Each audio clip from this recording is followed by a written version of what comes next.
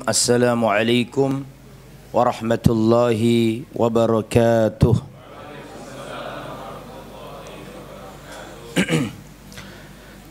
Innal hamdalillah nahmaduhu wa nasta'inuhu wa nastaghfiruh wa na'udzu billahi min shururi anfusina wa min sayyiati a'malina. Man yahdihillahu fala mudilla lahu wa man yudlil fala hadiya lahu. Wa asyhadu an la ilaha illallah wahdahu la syarika lahu wa asyhadu anna Muhammadan abduhu wa rasuluh la nabiyya wa la rasula ba'dah. Ya ayyuhalladzina amanu taqullaha haqqa tuqatih wa la tamutunna illa wa antum muslimun. Ya ayyuhan nasu taqu rabbakumul ladzi khalaqakum min nafsin wahidah wa khalaqa minha zawjaha wa batha minhuma rijalan katsiran wa nisaa'a wattaqullaha alladzi tasaaluna bihi wal arham innallaha kana 'alaikum raqiba. Ya ayyuhalladzina amanu taqullaha wa qulu qawlan sadida yuslih lakum a'malakum wa yaghfir lakum dhunubakum wa man yuti'illaha wa rasulahu faqad faza fawzan 'azima. Amma ba'd, fa inna asdaqal hadisi kitabullah wa khairal huda huda Muhammadin sallallahu alaihi wasallam wa syarral umuri muhdatsatuha wa kullu muhdatsatin bid'ah wa kullu bid'atin dhalalah wa kullu dhalalatin finnar. Ma'asyiral hadirin, ikhwani wa akhwati, saudara-saudariku, mas-mas, mbak-mbak, rahimani wa rahimakumullah. Alhamdulillah kita dipertemukan Allah di tempat yang baik. Mudah-mudahan tujuannya juga baik dan kita mendapatkan pahala yang baik di sisi Allah Subhanahu wa taala. Amin ya rabbal alamin. Saya ucapkan ahlan wa sahlan ya bi khuduri tulabil ilm. Semoga perjalanan antum ke tempat ini dinilai oleh Allah sebagai pemberat timbangan amal kebaikan di akhirat kelak.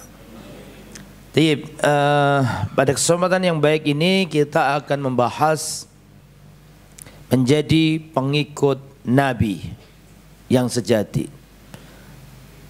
sallallahu alaihi wasallam. Pertama, semua orang mengaku mencintai Nabi.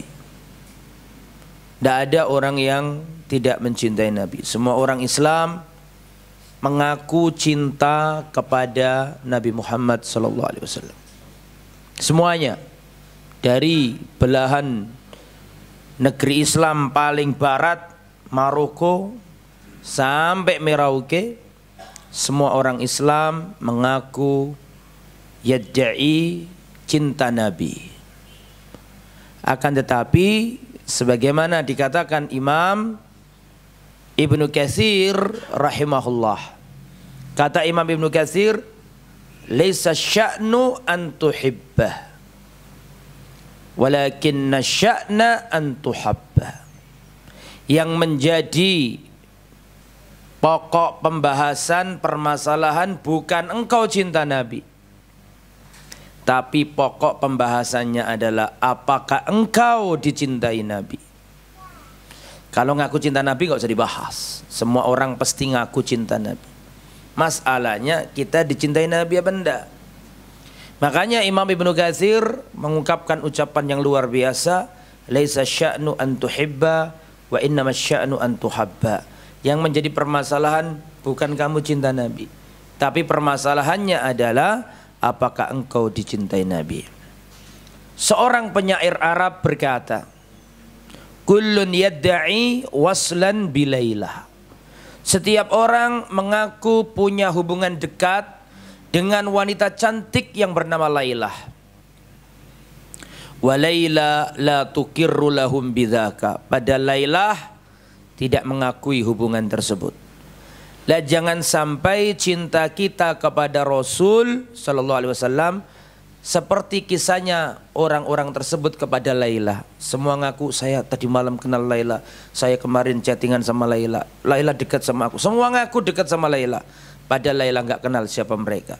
Jangan sampai cinta kita kepada Rasul cinta yang bertepuk sebelah tangan. Maka kita berusaha untuk mencintai dan dicintai. Para sahabat adalah manusia yang paling semangat dalam menemani dan mengikuti Nabi. Ya, para sahabat Nabi Muhammad SAW. Ada seorang sahabat Nabi yang kesehariannya itu selalu bersama Nabi, Rabi'ah. Beliau bersama Rasulullah SAW, membantu Rasulullah, berkhidmat ke Rasulullah, mengambilkan air wudunya Nabi. Pada suatu malam dia ini bermalam sama Nabi, terus menyiapkan air wudunya Nabi. Nabi melihat saudaranya satu ini merasa iba, dan Nabi berkata kepadanya, "Sal, mintalah kepadaku." Terserah minta apa, sal, mintalah. Maka orang ini mengatakan, "As'alu murafaqataka fil jannah." Aku ingin bersamamu di surga ya Rasulullah. Apa ghaira dzalik? Apalagi, jangan yang itu, kali itu ya tak doakan. Yang lain selain itu. Huwa dzak ya Rasulullah. Itu saja ya Rasulullah. Saya enggak ingin yang lain. Aku ingin menemanimu di surga. Itulah para sahabat yang dipikirkan itu bagaimana bersama Rasulullah sallallahu alaihi wasallam. Abu Bakar As-Siddiq radhiyallahu anhu, aktsarun nasi ittiba'an li Rasulillah sallallahu alaihi wasallam.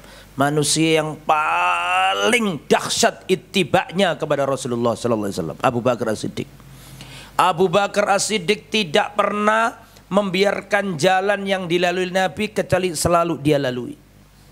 Abu Bakar As-Siddiq tidak pernah menyelisih Nabi meskipun satu huruf. Tidak pernah. Di penghujung hidup Rasulullah sallallahu alaihi wasallam, ketika Rasulullah hampir wafat, Rasulullah memberangkatkan pasukan Usama bin Zaid melawan Romawi Raya. Usama bin Zaid ini masih bocah, umurnya masih belasan tahun. Umurnya masih apa? Belasan tahun. Padahal pasukan di dalamnya itu ada pendekar-pendekarnya sahabat. Sehingga pada waktu itu sempat orang-orang bergumam satu sama lain, kenapa kok Zaid bin Harisah, bocah kecil, kenapa kok sama Usama bin Zaid, mohon maaf bukan Zaid ya, tapi Usama bin Zaid, orang anak bocah kecil, padahal di sana ada yang lebih besar, ada Umar, ada pendekar-pendekarnya sahabat, Talha bin Ubaidillah, Zubair bin Awam, ya, Abu Ubaidah bin Jarrah. Kenapa yang dipimpin, yang dipilih kok bocah kecil namanya Usama bin Zaid? Ini kedengaran Nabi. Maka Nabi mengatakan, barang siapa ya mencela kepemimpinan Usama bin Zaid, berarti dahulu dia mencela kepemimpinan bapaknya. Siapa namanya? Zaid bin Harisah. Karena Zaid bin Harisah dulu adalah seorang panglima perang dalam perang apa? Mu'tah, yang beliau gugur di perang Mu'tah. Barang siapa sekarang mencela kepemimpinan siapa? Usama, berarti dulu dia juga mencela kepemimpinan bapaknya. Sebelum Rasulullah SAW atau sebelum pasukan itu berangkat, Rasulullah keburu wafat Sallallahu Alaihi Wasallam. Maka digantilah Khalifah Abu Bakar As-Siddiq radhiyallahu anhu. Ketika Abu Bakar As-Siddiq jadi khalifah, muncul 3 badai besar di tubuh kaum muslimin. Badai pertama, muncul gerakan murtad. Banyak orang-orang murtad. Rasulullah wafat, banyak orang-orang murtad. Nabi ini wis mati, nah apa kita ikut-ikutan agamanya? Wong Nabi ini wis mati, murtad kabeh. Yang nomor 2, muncul gerakan nabi palsu. Di sini ada nabi palsu namanya Musailam al-Kadzab, di sini ada Al-Ansi, di sana ada macam-macam nabi-nabi palsu banyak. Dan nabi palsu itu tidak cukup satu nabi palsu. Setiap nabi palsu punya ribuan pengikut dan siap untuk menyerbu kota Madinah. Ini badai. Yang ketiga adalah terjadi gerakan ingkar zakat, tidak mau mengeluarkan zakat. Itu adalah 3 badai besar yang dihadapi Abu Bakar. Tapi Abu Bakar tetap menjalankan pasukannya Usama, meneruskan apa yang belum dituntaskan Rasulullah sallallahu alaihi wasallam. Maka Abu Bakar melanjutkan pasukan Usama, diberangkatkan ke negeri Romawi. Maka Abu Bakar didatangi oleh para sahabat, diantaranya Umar bin Khattab. Wahai Khalifah, bagaimana mungkin Anda, panjenengan mau memberangkatkan pasukan besar melawan Romawi Raya, negara adidaya, negara superpower pada zamannya yang gak ada bisa nandingi kecuali Persia. Bener tak ini? Coba dievaluasi lagi. Ini banyak orang-orang murtad, banyak nabi-nabi palsu, gerakan ingkar zakat. Suatu waktu bisa menyerang kota Madinah. Bagaimana engkau memberangkatkan pasukan jauh ke Romawi Raya sana, sedangkan kita terancam di negeri sendiri? Ya, negeri Madinah adalah modal, sedangkan perang menuju Romawi adalah mencari keuntungan.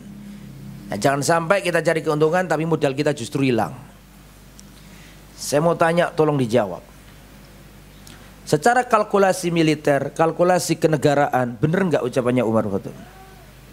Ajibu, jawab. Benar, kalkulasi dunia benar itu. Betul kan kalkulasi kayak gitu. Bagaimana ngelawan orang jauh, di sini aja terancam dengan keberadaan orang-orang pemberontak itu. Tetapi Abu Bakar As-Siddiq radhiyallahu anhu adalah manusia yang meletakkan akal cerdasnya di bawah sunnahnya Rasulullah. Akal cerdasnya Abu Bakar tidak pernah digunakan untuk menandingi sunnahnya Rasulullah. Maka melihat ucapan seperti dari Umar bin Khattab, apa yang dikatakan oleh Abu Bakar? Abu Bakar berkata, wallahi demi Allah, seandainya anjing-anjing di kota Madinah berlarian di kaki-kaki istri-istrinya Nabi, wallahi demi Allah, aku tidak akan pernah mengurungkan pasukan yang sudah mau diberangkatkan Rasulullah SAW. Saya tidak akan mungkin mengurai tali yang sudah diikat oleh Rasulullah SAW. Ittiba, pengikut yang sejati. Gak mungkin pilihannya Nabi salah, gak mungkin. Diberangkatkan sama Abu Bakar As-Siddiq. Sampai di medan jihad, berita ini terdengar seantero Arab, bahwa Abu Bakar memberangkatkan pasukan melawan Romawi.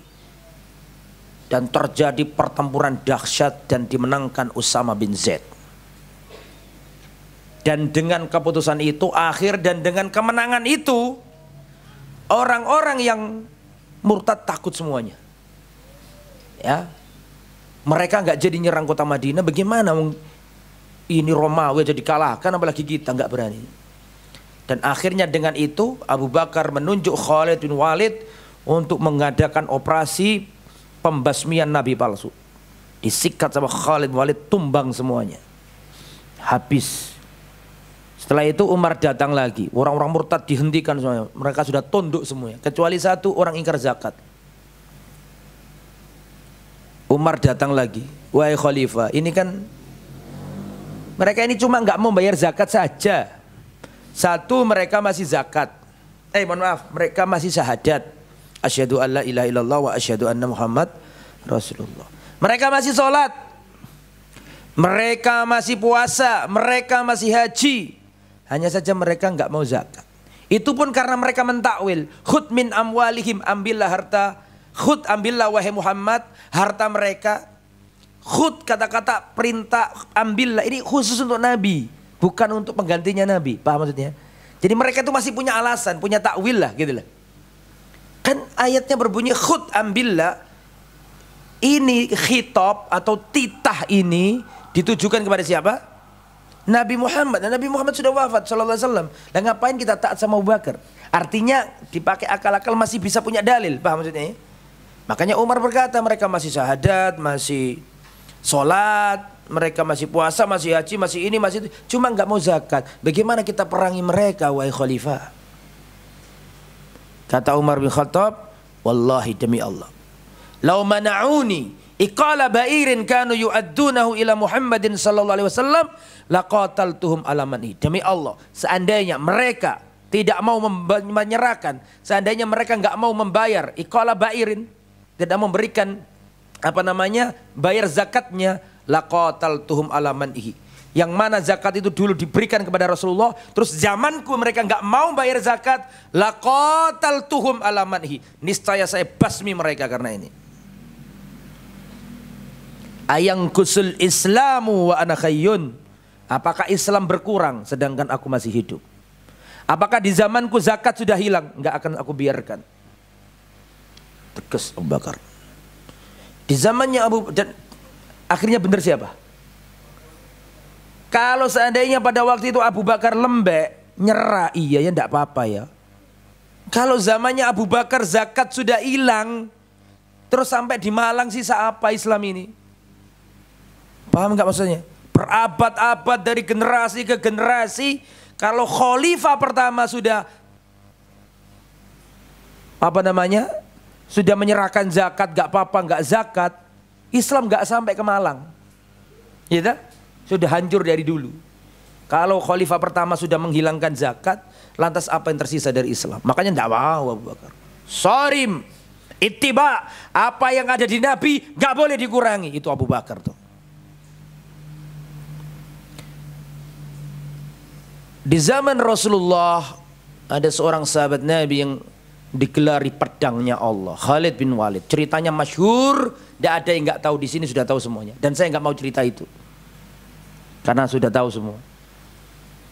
Khalid bin Walid ini kalau perang selalu menang, nggak pernah kalah. Di zamannya Abu Bakar ada penaklukan Romawi, Persia. Kalau yang mimpin Khalid menang wis. Sampai Umar itu takut, ini ojo-ojo iki orang ini nanti mengkultuskan Khalid. Paham nggak maksudnya? Pokoknya perang nih Khalid menang. Ini perang nih ya. Khalid elok ndak? Oh elok menang wis. Gitu. Kok emang perang ini. Siapa yang kalau perang itu? Siapa? Pemimpinnya siapa? Khalid menang wis.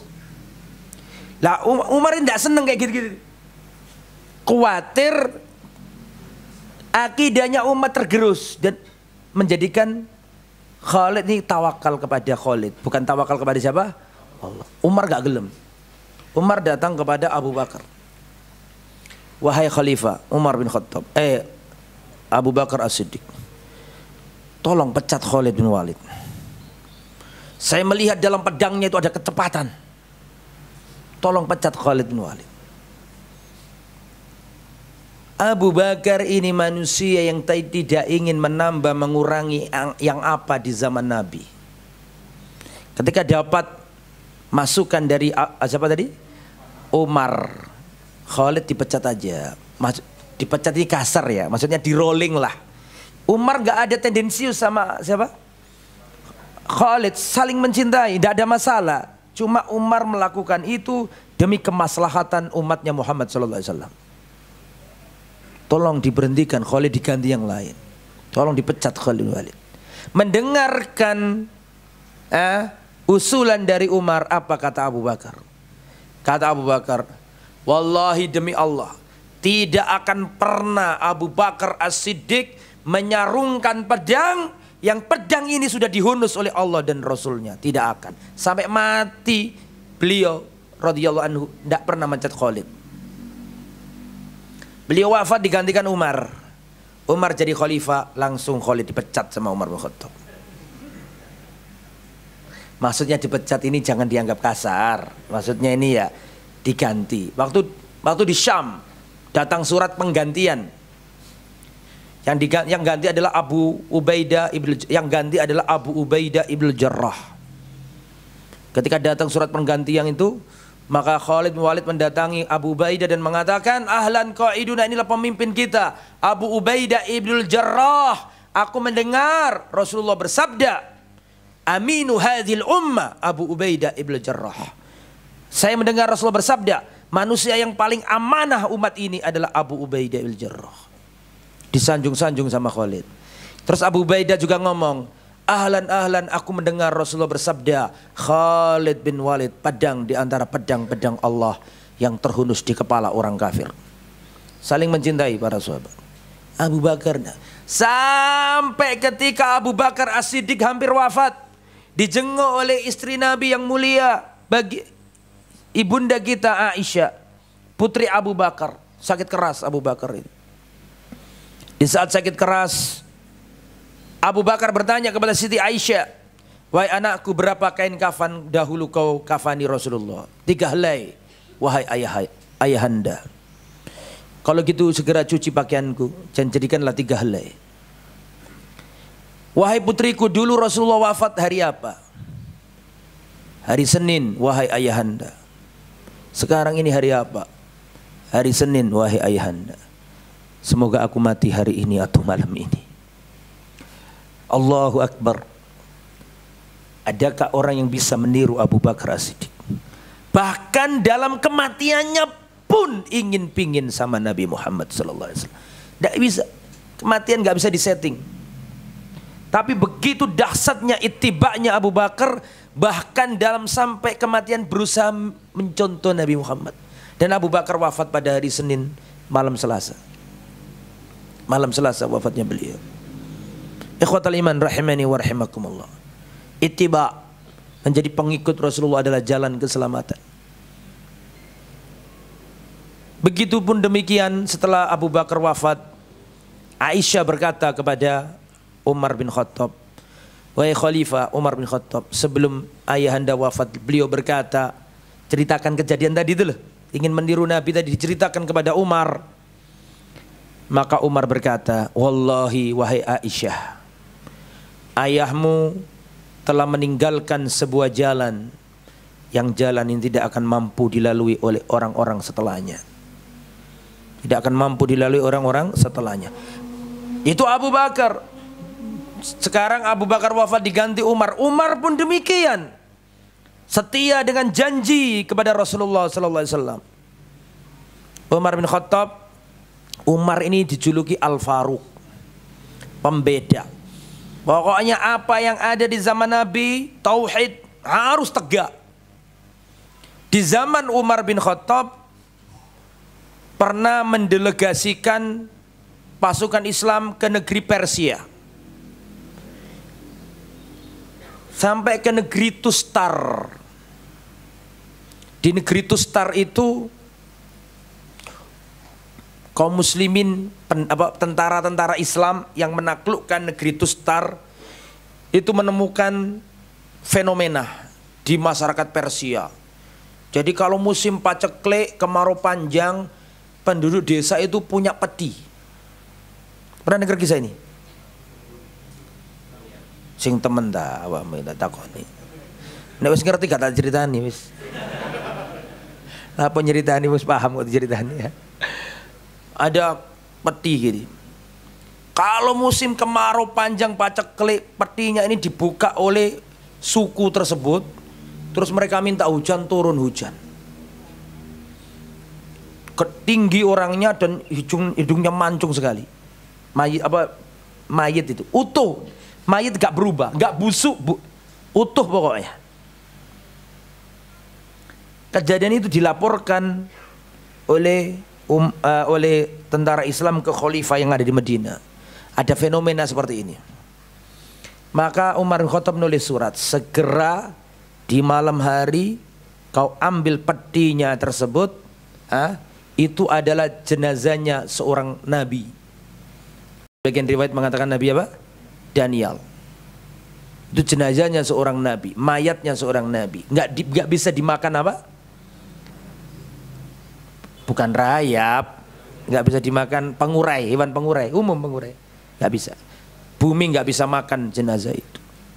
Ya, ambil di malam hari dan buat lubang yang banyak. Setelah itu kuburkan dan di tempat yang sunyi yang nggak ada yang tahu, supaya nggak dikultuskan. Dilakukan para sahabat, mereka pagi-pagi nyari kotak peti, hilang kotak petinya. Itu dulu dilakukan oleh kiai saya, Kiai Abdurrahman Samsuri Paciran Lamongan. Kalau lihat kuburan-kuburan yang dikeramatkan itu, dia ngajak santri-santri seniornya dicuri malam hari. Setelah itu dipindahkan ke tempat yang nggak ada yang tahu. Karena dibuat sembah-sembahan, dulu di Tanjung Kodok juga ada kayak gitu. Dihilangkan sama Yiman. Yiman itu gurunya Ustadz Anur Rafiq. Karena Ustadz Anur Rafiq dulu ngaji ke Yiman di Paciran. Jadi itu Umar bin Khattab. Di zaman Umar bin Khattab dulu itu kan ada ayatnya ya, idh yubayi'unaka tahtas syajara. Dulu di zaman Nabi itu ada kejadian namanya Bai'atur Ridwan. Bai'atur Ridwan itu ketika Sulhul Hudaybiyah. Saya nggak mau cerita Sirah Nabawi dawa cerita ini, intinya saja bahwa dulu ada Bai'atur Ridwan, sumpah setia para sahabat yang berjumlah 1.400 orang. Di kejadian itu Rasulullah berhadapan dengan kafir Quraisy, nggak boleh masuk Mekah, dihalangi. Terus dikabarkan bahwa Utsman bin Affan ini dibunuh oleh kafir Quraisy. Sehingga para sahabat sumpah setia berbaiat kepada Rasulullah. Jumlahnya berapa tadi? 1.400. Itu semuanya orang baik. Nabi mengatakan, Nabi berkata, antum, kalian adalah manusia terbaik di zaman ini. 1.400 orang itu. Mereka ini membaiat Nabi di bawah pohon. Idh yubayi'unaka tahtas syajara. Mereka membaiat Nabi di bawah pohon sumpah setia. Zaman berlalu, Rasulullah wafat, Abu Bakar wafat, zamannya Umar. Orang ini kan baca Quran kan? Orang manusia yang masuk Islam kan baca Quran. Idh yubayi'unaka tahtas syajara. Mereka dulu membaiat kamu di bawah pohon. Ada kata-kata pohon di situ, betul? Dicari sama orang-orang, di mana pohon itu? Pohon yang ada di Al-Quran, yang digunakan oleh Rasul dan para sahabat, apa tadi? Baiat. Dicari sama orang-orang, ketemu. Setelah ketemu, pohon ini dikeramatkan. Iki pohon singono do Al-Quran. Ini pohon yang disebutkan dalam apa?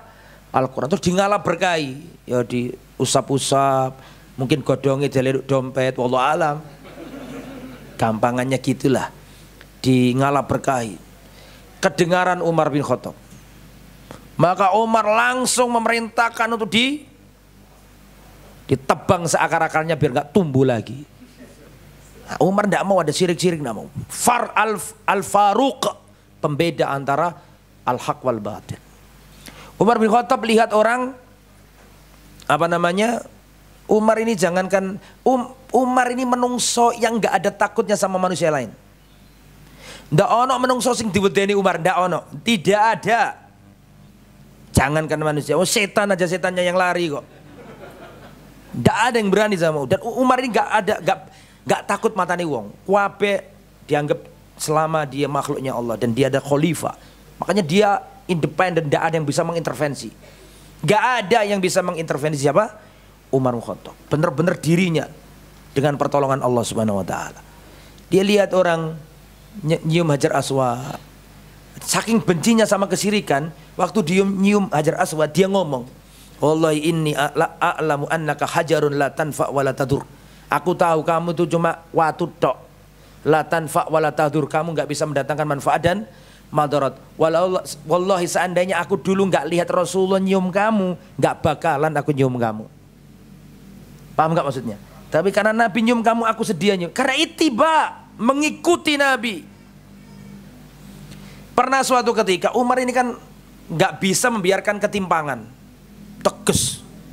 Waktu beliau jalan ke masjid, lihat mizab itu talang, ngerti talang? Talang nih, ano udan itu loh, ono talang ini, pipa ya.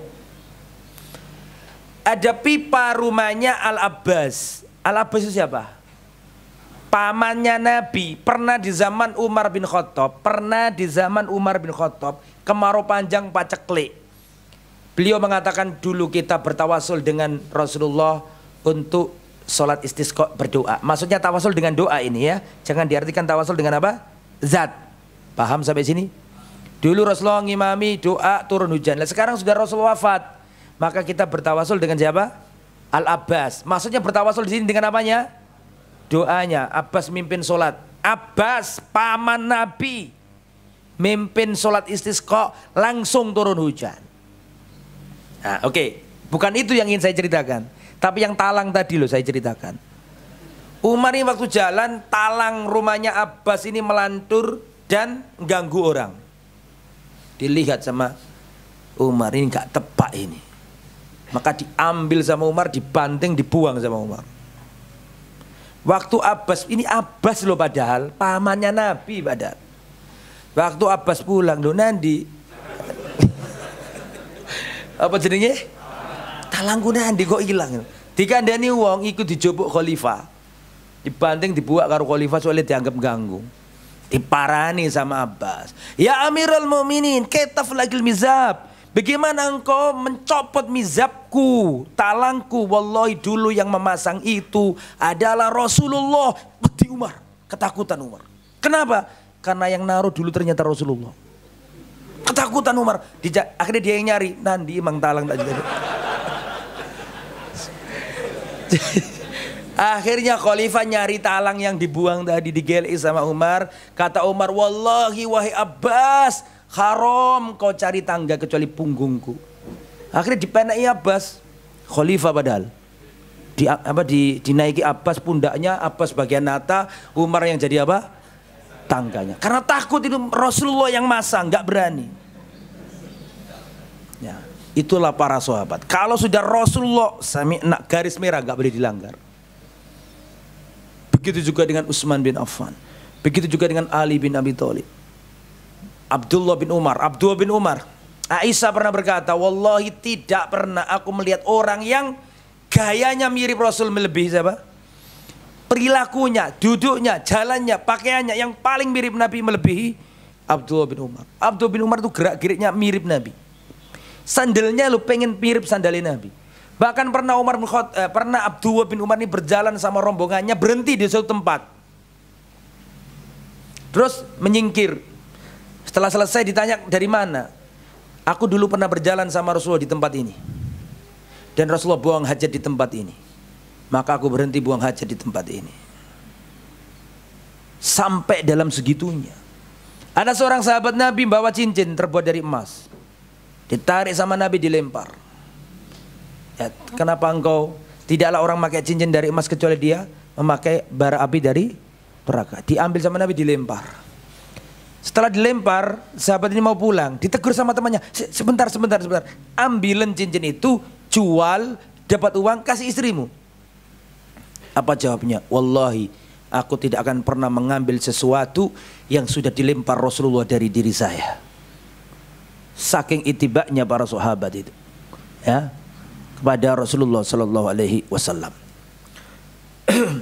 Ada seorang tabiin berkata, wallahi seandainya dulu aku ada di zaman Nabi, niscaya aku akan menjadi sahabat yang akan melakukan sesuatu yang tidak akan pernah dilakukan sahabat yang lain. Kedengaran Hudzaifah bin Yaman ngemelindi, apa jenenge? Kemelindi ya. Ada orang di zamannya tabi'in, wallahi seandainya aku hidup di zaman Nabi, aku akan melakukan sesuatu yang mungkin gak dilakukan oleh sahabat-sahabat Nabi yang lain. Kedengaran siapa tadi? Hudzaifah bin Yaman. Kamu itu sudah untung kamu gak hidup di zaman itu. Wallahi seandainya kamu di zaman itu, bisa jadi kamu ikut Abu Jahal. Paham ya? Kamu gak tahu bagaimana dahsyatnya menjadi sahabat Nabi. Digoncang dengan segoncang-goncangnya dalam perang yang disebutkan pada waktu itu perang Ahzab. Perang Ahzab itu nama lain dari perang Khandaq. Disebut perang Khandaq karena membuat parit besar, ya kan? Disebut perang Ahzab artinya sekutu karena itu musuhnya heterogen. Kafir, Quraisy, munafik, Yahudi, Ghatafan, suku-suku Arab tumpah ruah menyerang kota apa? Madinah. Di saat seperti itu, saking dahsyatnya. Jadi Hudzaifah bin Yaman pengen ngajari siapa? Orang yang hidup di masa siapa tadi? Tabi'in. Dari sahabat itu kamu kira enak-enakan begitu loh. Bumi di luas terasa sempit saking dahsyatnya keadaan, dan itu musim dingin plus paceklik. Kan Rasulullah sampai ganjel apa? Perut beliau dengan apa? Batu. Kan gitu cerita. Bayangkan paceklik ketemu lapar, ketemu ketakutan. Persis dengan firman Allah, alladzi at'amahum min ju' wa amanahum min khauf. Hilang apa rasa kenyangnya dan hilang rasa amannya, ditimpa kelaparan, ditimpa ketakutan. Ya situ zaman itu. Sampai-sampai Nabi berkata, siapakah di antara kalian yang mau keluar dari parit, masuk ke kamp militernya musuh untuk membawa informasi kepadaku tentang mereka. Diam semuanya sahabat. Saking dinginnya, sampai tahu musim dingin kalau Medina. Bulan 11, bulan 12 sampai di Medina, dinginnya luar biasa. Betul apa enggak? Semoga bisa haji dan umroh semuanya. Amin. Biar bisa merasakan rasa dingin dan rasa panas di sana. Ya, musimnya dingin luar biasa dan itu musim lapar. Rasulullah ngomong itu sahabat menang kabeh karo sing berangkat. Rasulullah ngulangi lagi, ndak ono sing berangkat. Akhirnya Hudzaifah ditepuk Nabi. Ya sudah gak bisa nolak kalau sudah digituin. Hudzaifah berangkat. Hudzaifah berangkat pada waktu itu. Ini saya ceritakan supaya kita tahu bagaimana sahabat dulu dalam beritibak kepada. Saya belum bercerita kalau sekarang kita bagaimana caranya itu nanti. Ini kisahnya dulu ini. Maka nggak ada cara lain kecuali aku harus melaksanakan tugas ini. Maka aku berjalan. Dengan tepukan Nabi aku sudah nggak merasakan dingin lagi. Terasa hangat badanku. Dia keluar dari parit mencari celah. Dia masuk menerobos ke kamp-kamp militer. Orangnya itu 10.000 orangnya itu. Jadi banyak kemah-kemah begitu. Dan mungkin yang satu lah, yang tentara yang satu nggak kenal tentara yang lain. Karena itu nggak hanya Quraisy tok. Ada Quraisy, ada Ghatafan, ada suku ini, suku itu banyak. Dan komandan perangnya siapa namanya? Abu Sufyan. Abu Sufyan menjadi panglima umum. Setelah itu Abu Sufyan ini berpidato di depan orang-orang banyak itu. Wahai orang-orang, tentara-tentara, perhatikan, lihat kanan kirimu, pastikan jangan ada orang yang menyusup. Bayangkan, waktu dia menyusup, panglimanya pidato, hati-hati, awas jangan sampai ada penyusup masuk ke kamp-kamp militer. Banyak ini penuh ini, hati-hati, jangan sampai ada penyusup masuk. Maka lihat kanan kirimu, tanyakan siapa kananmu, siapa kirimu, supaya tahu bahwa dia bukan penyusup. Mendengarkan ucapan kayak gitu, langsung Hudzaifah bin Yaman tanya orang di sampingnya, siapa kamu? Paham nggak maksudnya? Daripada DS ditakoni, daripada dia yang ditanya, ilmu ditakoni dulu, siapa kamu? Oh saya dari suku. Oh ya bagus kamu. Akhirnya nggak ketahuan.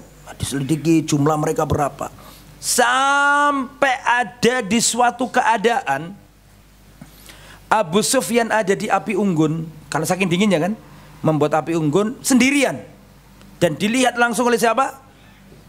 Hudzaifah bin Yaman. Dan Hudzaifah membawa panah. Ketika melihat ini Abu Sufyan, ini dungdengnya kekafiran, jenderalnya, kalau lagi mati selesai perangnya. Kan gitu kan, kalau lagi mati selesai perangnya. Kesempatan emas nih, langsung diambil anak panahnya, diletakkan di kausnya, busurnya, sudah mau dibidik, sudah mau dilesatkan anak panah ini. Tapi dia ingat pesannya Rasulullah SAW, tugas kamu cuma mencari informasi, jangan buat kegaduhan.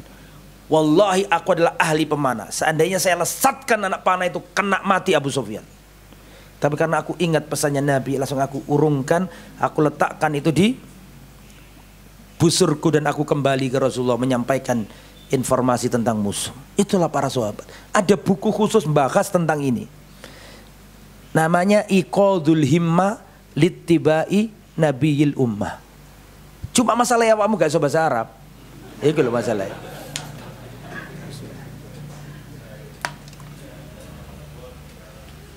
Itu cerita luar biasa. Penuh dengan cerita-cerita luar biasa bagaimana itibaknya para sahabat. Gak tahu apakah udah diterjemahkan belum kitab itu. Bagus sekali, kisah-kisah yang luar biasa. Kayak gak masuk akal di zaman, saking taatnya dan patuhnya para sahabat. Itu para sahabat. Nah lalu kalau kita bagaimana? Gimana cara kita itibak kepada Nabi? Orang itu dikatakan pengikut Nabi syaratnya 4. Oke, aku gak suwe-suwe, aku yo pengen mulai sini. Ya, orang itu kalau ingin jadi pengikut Nabi, syaratnya ada 4.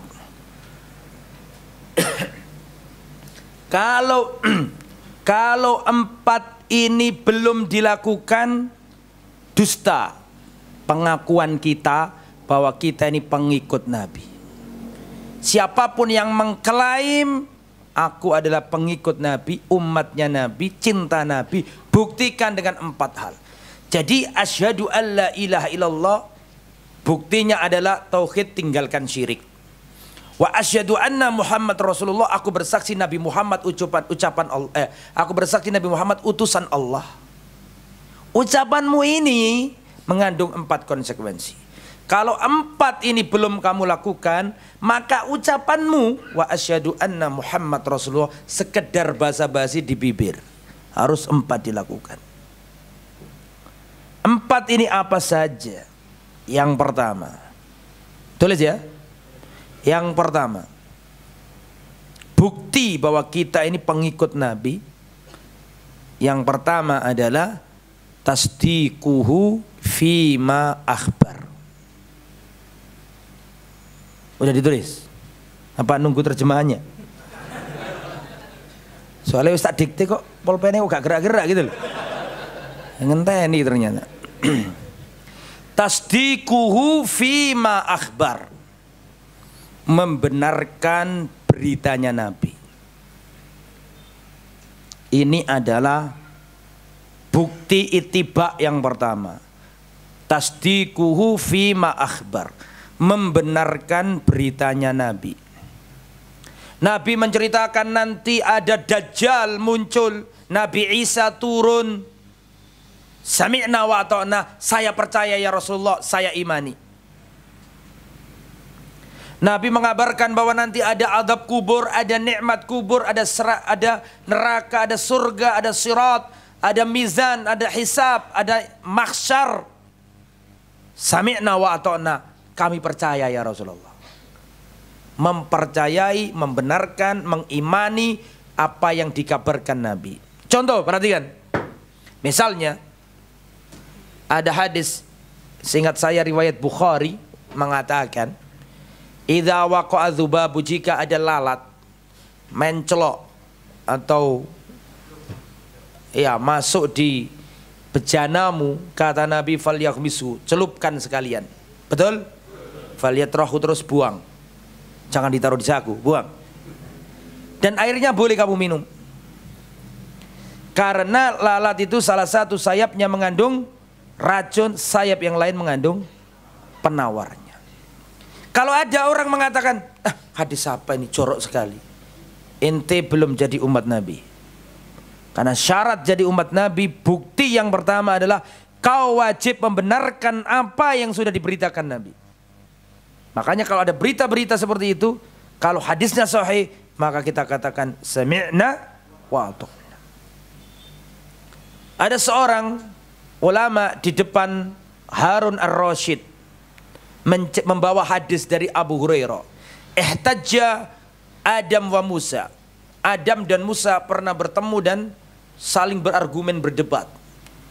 Kemudian ada orang di istananya Harun ar-Rasyid berkata, aneh kamu ini.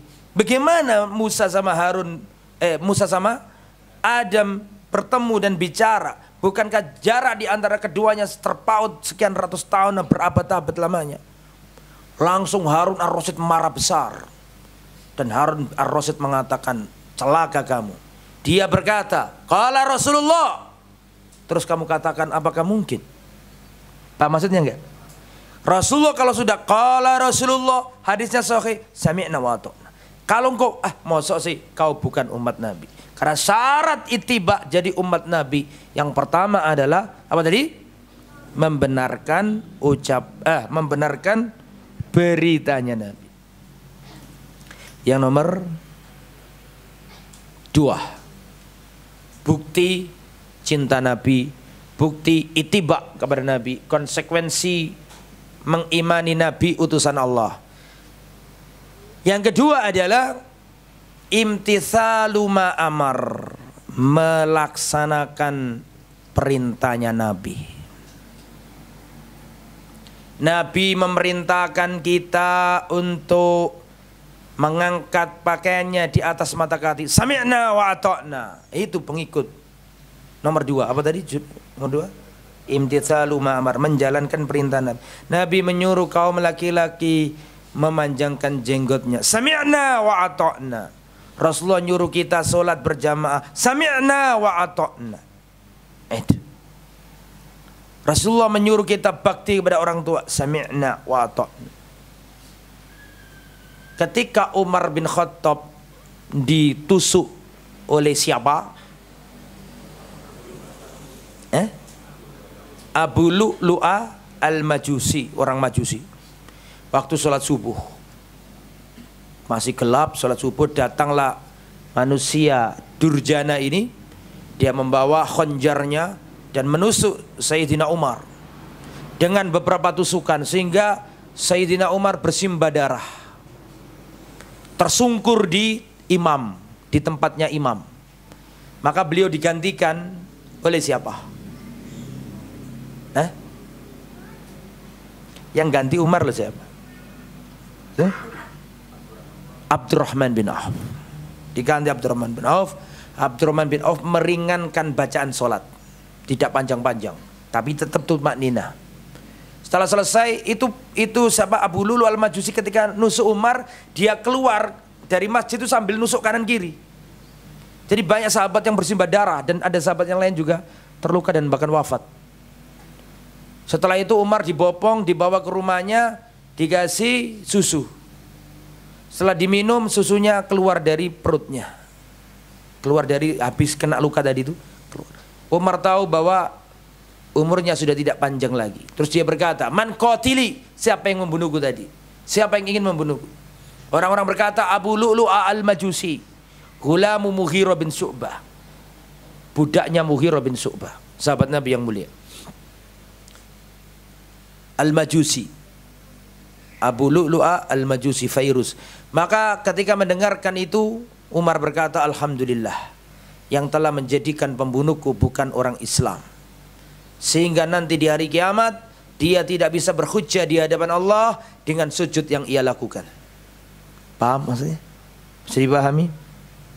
Setelah itu Umar memerintahkan anaknya Abdullah bin Umar, wahai Abdullah, berangkatlah kepada Ummul Mukminin, istri Nabi Aisyah, tolong sampaikan kepadanya jika berkenan Umar, bukan khalifah, katakan Umar, jangan katakan Amirul Mukminin, katakan Umar saja, secara pribadi maksudnya, bahwa Umar ingin dikubur di sebelah kedua sahabatnya, yaitu siapa? Rasulullah sahabat. Maka berangkatlah. Nyampe di sana, wahai ibunda Aisyah, Umar mengucapkan salam dan minta izin jika berkenan diizinkan untuk dikubur di samping kedua sahabatnya, yaitu Rasul dan Abu Bakar. Maka Aisyah nangis karena sedihlah khalifah wafat. Dan Aisyah berkata, sebenarnya aku ingin itu adalah tempat aku nanti ketika aku wafat, tapi karena khalifah menginginkannya, ya sudah, aku relakan hakku. Saya itu pulang, Abdullah bin Umar pulang menyampaikan berita itu. Setelah itu orang-orang berkata, ya Amirul Mukminin, istakhlif, wahai khalifah, tunjuk siapa yang akan jadi khalifah pengganti dirimu. Jelas? Tunjuk siapa khalifah pengganti dirimu. Kata Umar, wallah, seandainya Abu Ubaidah ibnul Jarrah masih hidup, niscaya saya tunjuk langsung dia jadi khalifah. Tapi Abu Ubaidah sudah wafat. Maka saya sebutkan 6 orang yang Rasulullah wafat, Rasulullah ridho dengan 6 orang ini. Utsman bin Affan, Ali bin Abi Thalib, Abdurrahman bin Auf, Sa'ad bin Waqqas, Talha bin Ubaidillah, dan Zubair bin Awam. 6 orang ini disebut Ashabus Syurah. Paham ya? Nanti Umar wafat, ya mereka ini yang merundingkan siapa yang jadi khalifah. Saya kalau cerita itu nggak bisa panjang karena memang bukan materi. Kembali ke materi. Setelah itu, dalam kondisi Umar parah hampir wafat, datanglah seorang laki-laki pemuda, isbal, pakaiannya menjulur ke tanah. Pakaiannya apa? Menjulur ke tanah. Dan Umar dalam kondisi hampir wafat. Terus laki-laki ini mengatakan, bergembiralah wahai Amirul Mukminin, kau orang baik, dijamin masuk surga. Rasulullah menjanjikan kau termasuk orang yang gugur dalam keadaan syahid. Banyak orang yang Islam dari tanganmu. Engkau menaklukkan Persia. Kau raja yang adil, khalifah yang adil. Wah, dipuji-puji. Memang sunnahnya kalau ada orang dalam kondisi parah, hampir wafat, sunnahnya dikasih roja. Bukan rujak. Roja. Roja itu apa artinya? Pengharapan. Diseneng no hati ini. Oh, mboten menapa, insyaallah dosa sampean diampuni Allah. Mboten napa-napa, semoga insyaallah sehat. Insyaallah ini menjadi pahala kangge panjenengan. Kudu dikonono.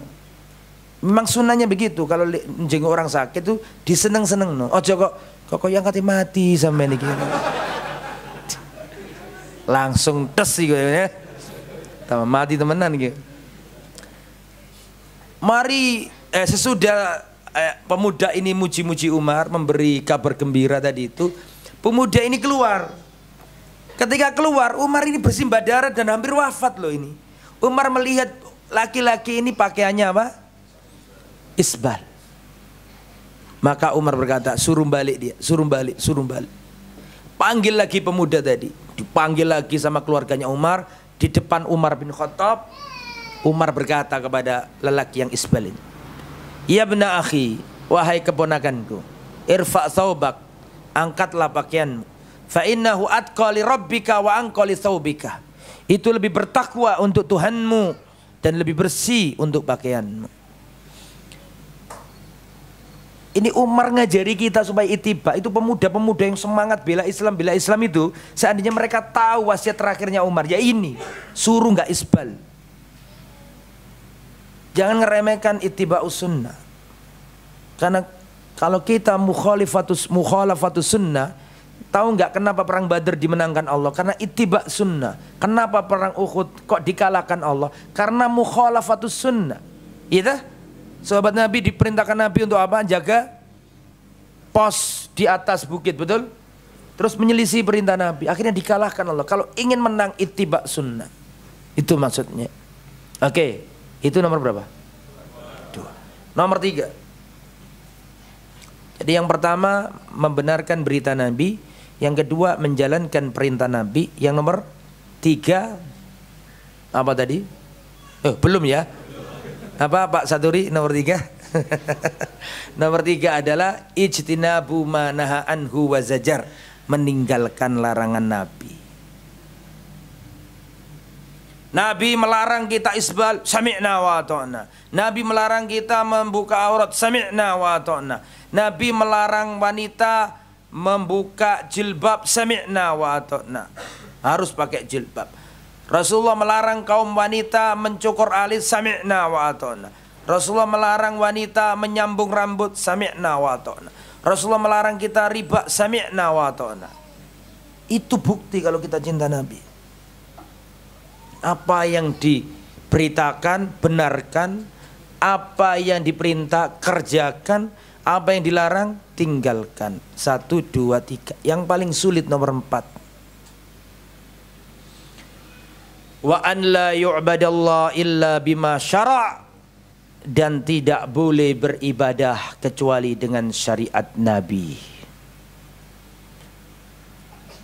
Membenarkan berita Nabi, menjalankan perintah Nabi, meninggalkan larangan Nabi. Yang nomor 4, tidak beribadah kecuali dengan syariatnya Nabi. Artinya yang nomor 4 ini dilarang apa? Dilarang berbuat bid'ah. Man amila amalan laisa alaihi amruna fahuwa raddun. Apa sih artinya bid'ah itu? Apa bid'ah itu? Satu orang angkat tangan dan berbicara. Apa sih bid'ah itu? Salafi kan paling seneng membahas bid'ah. Makanya kudu ngerti makna bid'ah itu.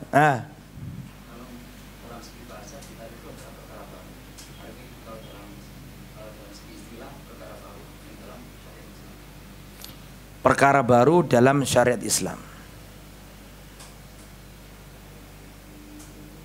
Yang zamannya gimana? Yang nggak ada di zaman Nabi maksudnya? Ya betul. Bid'ah itu secara bahasa Artinya ibtida'us syai' wa sun'uhu bi ghairi misalin sabiq. Perhatikan saya.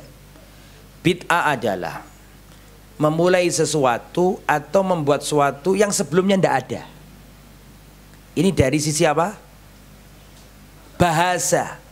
Memulai atau membuat sesuatu yang dulu tidak ada. Ini bid'ah dari sisi apa? Bahasa. Tidak mengandung makna positif, tidak mengandung makna negatif. Sing penting perkara anyar sing biyen gak ono. Jelas dah? Nggak ono hubungan api elek ndak ono. Pokoknya anyar ngono ae. Paham nomor ini? Yes, saya ulangi. Perhatikan. Kata-kata bid'ah dalam bahasa Arab sebelum Nabi lahir ada enggak? Sebelum Nabi lahir ke muka bumi, apakah orang Arab sudah memakai bahasa lafadz bid'ah itu? Ada. Rasulullah belum lahir kata bid'ah sudah ada. Tapi bid'ah secara bahasa artinya ngelakoni sesuatu sing anyar sing biyen gak ono. Tidak mengandung makna positif, tidak mengandung makna negatif. Wong cuma bahasa kok. Sesuatu yang baru yang dulu ndak ada. Bahasa. Paham toh? Contoh Rasulullah belum lahir, wong Arab ngomong karo koncone melakukan sesuatu yang gak ono sing wong sak liyane ngelakukan. Perkara baru, membuat hal-hal yang aneh gitu loh. Wah, ibtada'tah. Ente ngelakoni bid'ah. Maksudnya awak mulai dulu gak ono koyok ngene iki ngene lho. Ini gak mengandung makna positif, gak mengandung makna negatif, tidak berhubungan halal dan haram. Paham insyaallah ya? Jadi pokoknya anyar sing biyen gak ono, itu loh maksudnya bid'ah itu. Ini dari sisi apa? Bahasa. Dari sisi ini boleh nggak saya katakan mic ini bid'ah? Dari sisi ini loh, bahasa. Sama ini bid'ah, ini boleh telepon HP bid'ah, mic bid'ah, kamera bid'ah boleh. Dari sisi bahasa bahwa dulu gak ono terus saiki diono no. Bisa dipahami nggih? Bisa dipahami? Oke. Sama dengan sholat. Kata-kata sholat sebelum Nabi lahir sudah ada enggak? Jangan mudah terpancing dan jangan mudah terkecoh. Saya ngomong, perhatikan jawaban. Sebelum Nabi lahir kata sholat dalam bahasa Arab sudah ada belum? Sudah ada Pak. Bahasa Arab sudah ada sebelum Nabi lahir. Betul apa enggak? Kata sholat sudah ada sebelum Nabi lahir. Tapi arti ini duduk sholat sing koyok dewek lakoni, paham? Sholat sebagai bahasa, artinya apa? Doa. Jadi boleh saya katakan Abu Jahal sholat di depan Lata, boleh enggak? Boleh, karena sholat dari sisi bahasa Arab artinya ndonga. Jelas gak? Tapi Nabi di Isra Mi'rajkan Allah dapat perintah sholat, maka bergeser sholat dari makna bahasa menjadi sholat dalam makna syariat. Apa? Ibadah yang terdiri dari perbuatan dan ucapan, dimulai dari takbiratul ihram, diakhiri dengan salam, dengan syarat dan rukun tertentu. Betul? Nah, mengalami pergeseran. Paham? Termasuk bid'ah. Bid'ah sebelum Nabi lahir dijadikan Rasul, wong Arab biasa ngomong bid'ah biasa. Tapi bid'ah sebagai bahasa, suatu sing nyar sing biyen gak ono terus dilakoni. Tidak mengandung positif, tidak mengandung negatif. Nah, ketika Nabi jadi Rasul, Nabi ngendiko bersabda, iyyakum wa muhdatsatil umur, jauhilah perkara-perkara baru, fa inna kulla muhdatsatin bid'ah, karena perkara baru dalam agama itu bid'ah. Lah, bid'ah yang diucapkan Nabi ini sudah menjadi istilah khusus, bukan bid'ah yang diucapkan oleh orang-orang jahiliyah zaman dulu. Bisa dipahami? Nah, apa definisi bid'ah? Definisi bid'ah menurut Imam Asy-Syatibi dalam kitabnya Al-I'tisam adalah berikut ini. Catatan ya. Nek ana wong takon, "Mas sampean kan biasa senengane bid'ah no." Tak takoni bid'ah secara istilah itu apa sih? Iso jawab sampean. Secara istilah bid'ah adalah, tulis ya. Bid'ah adalah ibaratun an tariqatin fid din mukhtara'atun tudahi asy-syar'iyyah yuqsadu bisuluki 'alaiha al-mubalagha fit ta'abbud lillahi subhana. Kau nak sing nulis blas. Padahal wis pegel nyampe no kayak ngono. Itu ucapannya siapa tadi? Imam Asy-Syatibi yang punya kitab terkenal Al-I'tisam. Ini ulama Spanyol ini. Spanyol pernah dikuasai Islam sekian abad ya kan? 7 sampai 8 abad. Jadi sudah anak turun temurun dari generasi-generasi sampai mengakar kuat di sana. Di antara ulama yang lahir di sana adalah Imam Syatibi dari Setifah. Syatibi. Ada juga Al-Imam Qurtubi dari Cordova. Lah yang kita bicarakan Imam apa tadi? Asy-Syatibi. Beliau mengatakan bid'ah adalah bid'ah adalah thariqatun fiddin, tata cara, metode, jalan dalam agama. Fiddin apa? Dalam agama. Mukhtaroatun, yang dibikin-bikin, tidak ada dalil, nggak ada Qur'annya, nggak ada hadisnya, nggak ada ijma'nya, dan tidak ada kias mu'tabarnya. Oke. Terus kata beliau dilanjutkan, tudhahi asy-syar'iyyah, menyerupai syariat. Yuksadu bisuluki alaiha al-mubal, diniatkan pelakunya ibadah. Sehingga kesimpulannya dari definisi tadi yang saya sebutkan, kalau diperinci intinya 4 poin.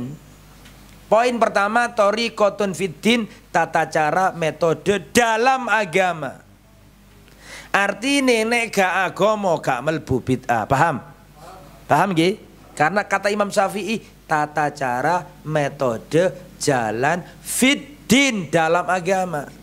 Ini bantah, ini ulama zaman biyen, bukan ulama saiki sing ngomong iki. Ulama zaman dahulu kala. Dalam agama. Jadi sering kan kita jumpa ini ustaz dididik ngomong bid'ah, dididik bid'ah, padahal dia nganggo kamera, padahal dia nggo mobil, padahal dia pakai tablet misalnya. Itu kan bid'ah juga. Nah ini tandanya beliau nggak paham. Padahal bid'ah itu khusus dalam masalah apa tadi? Agama. Itu poin pertama. Thariqatun fiddin, tata cara, metode, jalan dalam agama. Yang kedua, mukhtaroatun, dibikin-bikin, tidak ada dalil. La min kitabin, wala min sunnatin, wala min ijma'in. Tidak ada sandarannya. Sudah ditulis? Yang nomor berapa? 3. Tudhahi asy-syar'iyyah, menyerupai syariat. Tidak ada bid'ah yang nggak menyerupai syariat. Semua bid'ah menyerupai syariat. Karena justru itu bumbune, sehingga membuat orang apa? Tertipu. Saya sering mengibaratkan ya, nggak tahu tepat apa tidak tepat, tapi saya rasa tepat ini. Saya waktu pulang kampung ke rumah istri, di depan rumah mertua itu ada mangga besar, rindang banget. Tapi setelah dari dekat tak sedik-sedik ternyata bawahnya benalunya. Akhirnya aku sempat mikir, benalu ini mirip bid'ah. Nek teko ado koyok-koyok agama, betul? Sama dengan ini koyok-koyok bagian dari buah mangga, betul? Tapi dia dompleng dan merusak mangga, betul enggak? Sama bid'ah yang ngono. Nek teko adoan koyok podo, padahal hakikatnya ngerogoti dari dalam. Betul apa enggak? Dan dia tamu tak diundang. Enggak sama. Bid'ah itu kayak gitu. Dompleng, mengatasnamakan agama, tapi hakikatnya apa? Menggerogoti dan merusak.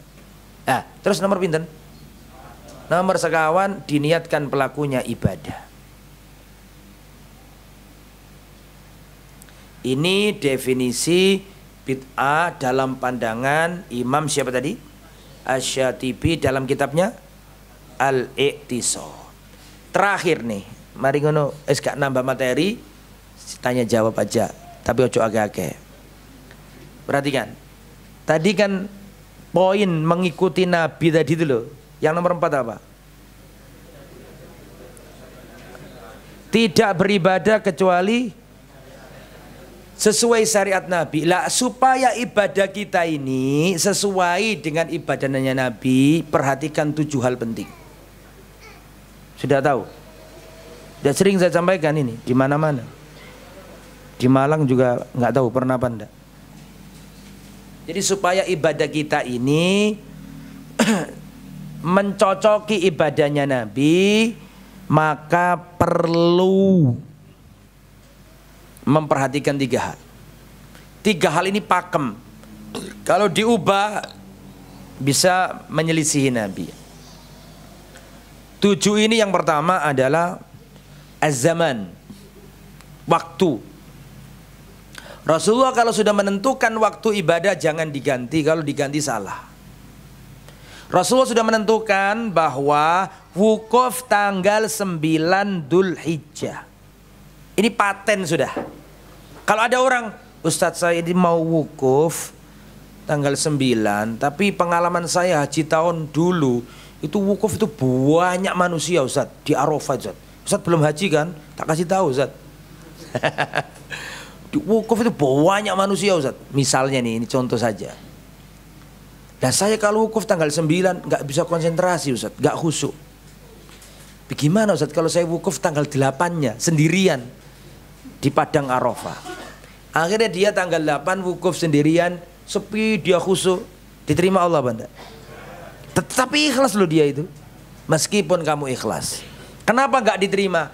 Karena waktumu menyelisihi waktu yang diajarkan Nabi. Jadi pertama dari sisi apa? Waktu. Rasulullah mengatakan orang nyembelih kurban itu waktunya setelah sholat id, betul? Terus ada orang ngomong, wah kelamaan sholat id. Wes, pembantu laki-laki diomongi, misalnya umai gede, duit karyawan banyak, tolong ya, saya tak tinggal sholat, nanti tolong disembelih, pulang sholat id langsung makan-makan. Misalnya loh, misalnya. Apakah diterima korbannya orang ini? Enggak diterima. Kenapa? Waktumu menyelisihi waktu yang sudah diajarkan Nabi. Jelas ya insya Allah ya? Contohnya banyak itu. Waktu. Yang kedua, al-makan, tempat. Nabi kalau sudah menentukan tempat ibadah, pegang, jangan diganti-ganti. Ganti tambah salah. Nabi mengatakan ada 4 tempat yang Dajjal nggak bisa masuk. 1, Makkah. 2, Madinah. 3, Masjidil Aqsa. 4, Masjid Rusina. Terus orang berpendapat ada lagi Ustaz yang nggak dimasuki Dajjal. Di mana? Musola Al-Ghafar. Nah, ini jelas bid'ah. Kenapa? Karena dia membuat tempat yang nggak pernah diajarkan Nabi. Paham ya? Atau orang Syiah membuat tanah suci sendiri. Namanya tanah Karbala. Terus mereka membuat ritual-ritual di tanah Karbala. Diterima Allah? Nggak diterima. Kenapa? Karena tempatmu nggak pernah diajarkan Nabi. Jelas ya? Jelas? Nomor 3. Nomor 3, al-adad, bilangan. Rasulullah kalau sudah menentukan bilangan ibadah, pegang, nggak usah diganti-ganti. Ada orang Rasulullah menentukan bahwa sholat subuh 2 rakaat sampai hari kiamat nggak boleh diganti. Tapi Ustadz saya itu ikhlas ingin sholat ya Ustadz, pengen tak tambah 3 Ustadz. Saya ikhlas, tidak apa-apa Ustadz, meskipun saya rotok capek tidak apa-apa. Saya ikhlas kok. Ikhlas urusani hatimu kepada Allah Subhanahu wa taala. Syarat diterima amal itu 2. Yang pertama asyhadu alla ilaha illallah. Harus untuk Allah. Yang kedua wa asyhadu anna Muhammad Rasulullah. Artinya harus ittiba. Jenengan kan sering menyampaikan syarat diterimanya amal kan 2, ikhlas sama ittiba, ya kan? Dalilnya mana? Dalilnya syahadat itu. Betul apa enggak? Asyhadu alla ilaha illallah kudu ikhlas. Asyhadu anna Muhammad Rasulullah kudu niru Nabi, kan gitu kan maksudnya. Jadi syahadat itu syarat diterimanya amal. Paham? Ya? Oke. Jadi bilangan. Rasulullah setelah sholat diantara yang diajarkan Nabi adalah Subhanallah 3 kali, betul? Alhamdulillah 3 kali. Allahu Akbar 3 kali. La ilaha illallah wahdahu la syarikalah. Genap berapa? 100. Terus ada orang mau Subhanallah, misalnya Subhanallah 100 kali, Alhamdulillah 100 kali, Allahu Akbar 100 kali, La ilaha illallah 100 kali. Alasannya biar pahalanya banyak. Pertanyaan saya, lebih bagus mana? Yang 3 apa yang 100 kali? Yang 3 kenapa? Karena sesuai dengan aturan Nabi. Bilangan. Nabi menentukan bilangan. Ada orang tawaf. Sudah selesai Pak, sudah 7 kali. Ustaz, sampai nambah embo 1 tunggal malih Ustaz. Kenapa? Ya biar pahalanya banyak. Ndak, percuma, nggak diterima. Karena bilanganmu nggak sama dengan bilangannya Nabi. Paham gak? Nomor 4. Tadi yang pertama apa tadi? Waktu, tempat, bilang. Nomor 4 al-jins. Jenis. Rasulullah kalau menentukan jenis ibadah, pegang dan jangan diganti jenis yang lain. Rasulullah ngajari kita zakat fitrah pakai makanan pokok, ya sudah makanan pokok, nggak usah diganti uang. Zaman Nabi sudah ada dirham dinar, Nabi nggak pakai. Nabi pakai makanan pokok. Paham ya? Contoh jenis, Rasulullah ngajari kita korban itu 3 jenis hewan, unta, sapi, sama kambing. Kambing ada 2, kambing domba dan kambing yang ya kambing itu ya betul. Terus ada orang kurban dengan 100 mentok atau 100 kelinci atau dengan kuda atau dengan angsa atau dengan bebek atau dengan anoa atau dengan tapir atau dengan gajah, nggak diterima semua. Kenapa? Jenismu melanggar jenisnya Nabi. Jelas nggak? Jenisnya ngelanggar. Nomor 6 sengaja saya salahkan. Nomor 5 adalah al-miqdar, ukuran.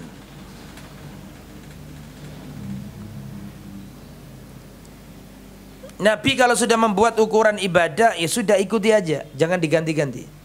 Contoh nisab zakat. Nisab zakat mal berapa Pak? Nisab kok 2,5. Nisab itu batas orang dikata batas yang dicapai oleh harta orang itu sudah wajib apa? Zakat. Berapa nisab? Kok membakas kambing gila kari lapo toh? Membakas harta, emas, uang itu loh. Jangan bakas peternakan, kita nggak bakas peternakan. Zakat mal. Zakat mal aku tadi ngomong gitu ya. Berapa? 80 apa 85? Ragu-ragu sih an. Satu orang angkat tangan. 85 gram emas murni. Kok bisa gram? Zamannya Nabi dulu gak ada gram-graman. Saya nggak mengatakan salah, cuma saya tanya, kok bisa 85 gram itu ketemu dari mana? Gak ono hadis, ada hadis khamsa wa samanina graman nih loh gak ono. Kok iso ngarani 85 itu dari mana? Bukan salah, cuma aku takon, tuh kondi. Ngene jelentriane. Isru yang ada hadisnya itu isruna dinar. Kalau orang punya isruna dinar, 20 dinar dianggap kaya. Dia wajib zakat mencapai nisab. Berapa tadi? Tulis 20 dinar itu nisab harta. Cuman masalahnya panjenengan kan nggak tahu itu kalau dikonversi ke rupiah berapa kan gitu kan. Nah sekarang kita uraikan. 20 dinar itu 1 dinarnya sama dengan 4/4 gram emas murni. 4,25 gram emas murni. Jelas kira-kira? Saya ulangi nggih, 1 dinar berapa tadi? 4,25 gram emas murni. Kalau 1 dinarnya 4,25 gram emas murni, kalau ini 20, ya berarti tinggal kalikan 20 saja. Berarti 4,25 kali 20, betul? Berapa ketemunya? 85 gram emas murni. Dari situ ketemunya. Kok muncul 85 dari mana? Dari itu tadi. Dari 20 dinar. 1 dinarnya itu 4,25 gram emas murni. Jelas? Oke. Kalau orang punya uang 85 gram emas murni dianggap kaya. Apakah langsung dikeluarkan zakatnya? Enggak. Masih ditunggu apa? 1 tahun dulu. Misalnya sekarang saya punya uang 50 juta. Sudah sampai nisab? Gini dulu. Sekarang 85 gram emas murni berapa gram? Berapa juta? 1 gramnya sekarang berapa? Kok masuk 800. Aku tanya ibu-ibu aja, mas masih gak ono sing paham mas. Sing paham mas itu ibu-ibu. Mas Bambang, Mas Bagio. Berapa tolong di browsing internet? Browsing di internet sekarang Antam 1 gramnya berapa?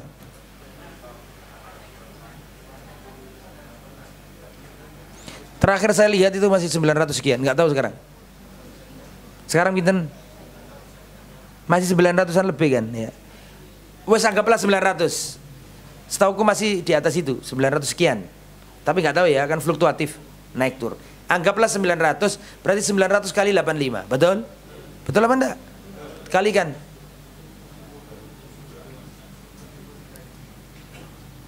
Kalau diasumsikan 1 gramnya 1 juta, berarti 85 gram emas murni. Kalau diasumsikan 1 gramnya itu 900, berarti kurang dari itu. Intinya gampang lah hitungannya, tergantung harga pasar, betul? Nah, misalnya saja biar memudahkan kita, misalnya belum tentu ini, misalnya anggaplah 1 juta per gram, misalnya loh ya, berarti 1 juta kali 85 berarti 85 juta, betul? Saya punya uang 50 juta sekarang ini, belum mencapai nisab, betul? Tiba-tiba dilalah dapat rezeki. Entah saya bisnis apa misalnya, masuk kok contohnya kok misalnya dikasih orang kan gak enak kan. Contohnya misalnya saya bisnis apa begitu, untungnya berapa? 40 juta. Pada totalnya berapa uang saya? Dari 50 tambah 40 berapa? 90, betul? Sudah sampai nisab dengan asumsi 1 juta tadi? Sudah. Saya langsung pergi ke kalender, saya lingkari hari itu. Itu caranya. Bisa dipahami enggak? Kalender Komaria, bukan Januari, Februari, Maret loh ini. Komaria, ya kan? Apa namanya? Kalender Islam. Saya lingkari hari ini tanggal berapa. Misalnya sekarang tanggal 2. Tanggal 2 apa begitu. Misalnya sekarang 2 Syawal misalnya. Saya lingkari. Ya bukan 2 Syawal lah, contohnya. Sekarang bulan apa sih? Rabiul Tsani ya. Tanggal berapa? Tanggal 4, anggaplah tanggal 4 wis. Tanggal 4 saya lingkari sekarang. Maka saya tahun depan tanggal 3-nya, kan tadi kan yang saya lingkari tanggal berapa? Tanggal 4. Tahun depan tanggal 3 saya total lagi uang saya. Misalnya untuk biaya pendidikan anak, untuk biaya ini, biaya itu, biaya kesehatan. Misalnya namanya orang kita nggak tahu kan, ada hidup ada risiko, betul kan? Kadang ini kan. Misalnya susutnya 30 juta. Jadi berapa? 60. Tidak mencapai nisab. Nggak usah dibayar kan gitu kan. Tapi ternyata tahun depannya dilihat, ternyata berlipat ganda jadi 200 juta. Nyampe nisab apa enggak? Baru dikeluarkan 2,5%. Jadi 2,5% itu baru dibayar ketika 1 nyampe nisab, 2 berlalu 1 tahun. 2,5%. 2,5% dari 200.000 berapa? Suwene mikiri. 5 juta. 5 juta toh. 100 ribunya kan 2,5 juta. 100 jutanya itu 2,5 juta. Kalau 200 berarti berapa? Itu ukuran elok Nabi. Wis gak usah diganti-ganti. Itu ukurannya Nabi berapa tadi? 85 gram emas dengan asumsi 20 berapa tadi? 20 dinar dan yang dikeluarkan 2,5%. Itu ukurannya Nabi. Contoh lagi ukuran lidzakari mithlu hadzil unsayain, anak laki-laki anak perempuan 2:1. Ikuti, jangan diganti. Itu ukurannya Nabi. Terus nomor berapa? Nomor 6 al-kaifiyah. Apa artinya kaifiyah? Tata cara. Kalau Nabi sudah menentukan tata cara ibadah, ya sudah ikut tata caranya Nabi. Misalnya tawaf itu muternya berlawanan dengan arah jarum jam, betul? Begini. Terus ada orang anti mainstream mau tawaf begini. Diterima Allah? Tidak. Mengapa tidak terima? Tata caramu tidak mengikuti tata cara Nabi. Cara zikir Al-A'raf 205. Wadkur, berzikirlah. Rabbaka untuk Tuhanmu, fi nafsika dalam dirimu, tadarruan dengan tunduk patuh, merendahkan diri, wa khifatan dengan cemas, wa dunal jahri minal qauli dan tidak mengeraskan suara. Sekarang enggak dikir pakai musik, pakai joget-joget. Ini bid'ah. Mengapa? Kaifiyahnya menyelisihi kaifiyahnya Nabi. Jelas ya? Nomor pinten? Sebab. Kalau sebab diajarkan Nabi pakaian, kalau sebabnya enggak diajarkan Nabi jangan dipakai. Ada orang masuk masjid, sholat tahiyatul masjid. Sebab masukmu menjadi sebab adanya sholat dalam masjid. Terus ada orang buat sebab baru. Setiap kali masuk toko sholat 2 rakaat, masuk toko sholat 2 rakaat, masuk toko sholat 2 rakaat. Tonggone kaget, Mas sampean ki sholat opo? Setiap masuk toko kok sholat 2 rakaat. Oh saya sholat duha. Boleh ndak? Boleh, gak apa-apa. Tapi seandainya jawabannya gak ngono, sampean sholat opo kok bendino kok sholat 2 rakaat, mari buka toko mesti 2 rakaat. Saya mau tahiyatul suk, tahiyatul pasar. Ya ini nggak diterima karena sebabnya berlawanan atau tidak sesuai dengan sebabnya Nabi. Wis itu 4 itu tadi. Kerjakan 4 poin pertama tadi. Ittiba itu 4. 1 membenarkan beritanya Nabi. 2 menjalankan perintah Nabi. Menjalankan perintah itu umum Pak, ya sholat, ya sholawat, ya bakti, semuanya masuk. Yang 3 meninggalkan larangan Nabi. Yang 4 tidak beribadah kecuali dengan syariat Nabi. Wallahu a'lam bishawab. Selesai ini. Mohon maaf kalau ada kata-kata yang kurang berkenan, yang salah, yang kurang tepat, mohon dimaafkan dan saya berlapang dada kalau ada yang mengingatkan kesalahan saya. Jazakumullah khairan katsiran, mugi-mugi dipertemukan Allah kembali dan semoga bisa bersilaturahim. Jazakumullah khairan, subhanakallahumma bihamdika asyhadu an la ilaha illa anta astaghfiruka wa atubu ilaik. Wassalamu alaikum warahmatullahi wabarakatuh.